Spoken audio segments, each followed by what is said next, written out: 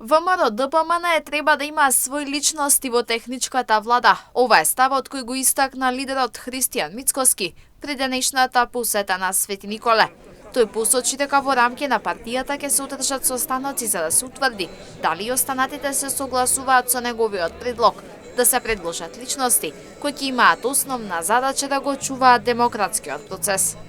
Периодов кој што следи ќе имаме состаноци во рамките на партијата, извршниот Централниот комитет. Тоа е мој став.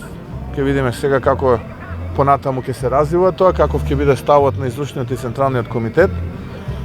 Ценам дека е потребно учеството на ВМРО ДПМН во техничката влада, откако претходно понудивме да се интервенира законски, да се избреше овој имплант кој што според нас и според многу уставни експерти е спротивен на закон, но ете, од страна на владата, спротивен на устав се извинувам, но од страна на владата тоа беше одбиено и тие рекоа дека ево следните избори. Тој најави дека укинувањето на техничката влада секако ќе се случи по изборите, а за тоа ќе поднесат и законски измени во собранието.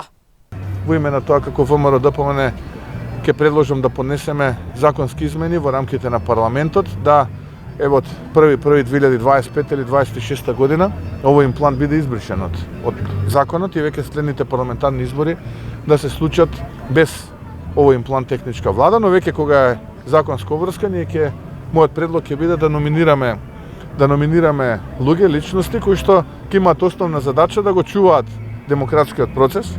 Мицкоски додаде дека власта во периодот кој што следи ќе се обидува да создава проблеми и да ја украде волјата на граѓаните.